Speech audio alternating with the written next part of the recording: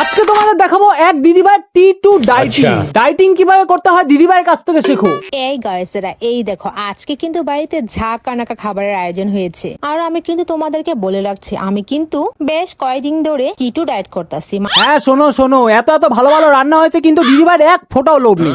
দিদিভাই T2 diet করছে মানে এক ফোঁটাও কোনো কিচ্ছু খাবে না। কন্ট্রোল কন্ট্রোল কন্ট্রোল কাকে বলে দিদিভাইয়ের কাছ থেকে শেখো। আর আমি কিন্তু তোমাদেরকে বলে রাখছি, আমি কিন্তু বেশ কয়েকদিন ধরে T2 ডায়েট করতেছি, মানে আমি ডায়েটে আছি। তাই ডায়েটে থেকে বেশি কিছু খাবো না, জাস্ট 1 নয়া 2 নলা খাবো আর কি। হ্যাঁ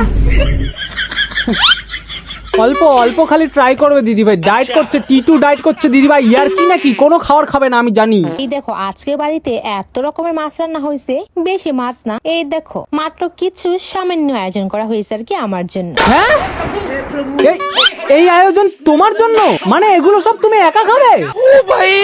সামান্য আয়োজন করা হয়েছে আর কি আমার জন্য, যেহেতু আমি ডায়েটে আছি। ভাগ্যিস দিদিভাই তুমি ডায়েট করছো, নাহলে পৃথিবীর সব খাবার তো তুমি একাই খেয়ে ফেলতে। মানুষের T2 ডায়েটের খাবার যদি এইটুকু হয় তাহলে কি হয়? তো চলো বক বক করে বাদ দিয়ে খাবার শুরু করি। দিদিভাইয়ের সাথে একদিন ইটিং চ্যালেঞ্জ করাতে হবে কুম্ভকর্ণের। মানুষ ডায়েটিং করলে মানুষের সপ্তাহে একদিন চিট ডে হয়, কিন্তু দিদিভাই তো এক্সট্রা অর্ডিনারি। দিদিভাই সপ্তাহে একদিন ডায়েট ডে হয় আর বাকি সব দিন চিট ডে। সবার প্রথমে ডাল কাচুরি দিয়ে, এই দেখো পটল দিয়ে নারিকেলের লাড়া ভাড়া করেছিল। লারা ভাড়া?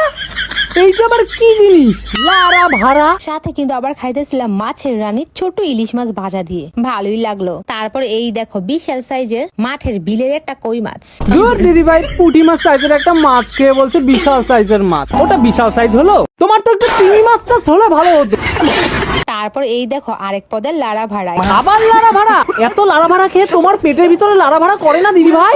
আমার তো দেখেই লারা ভাড়া করছে। বলতে গেলে আমার কিন্তু 2টা লাড়া ভাড়াই সেম সাম লেগেছে।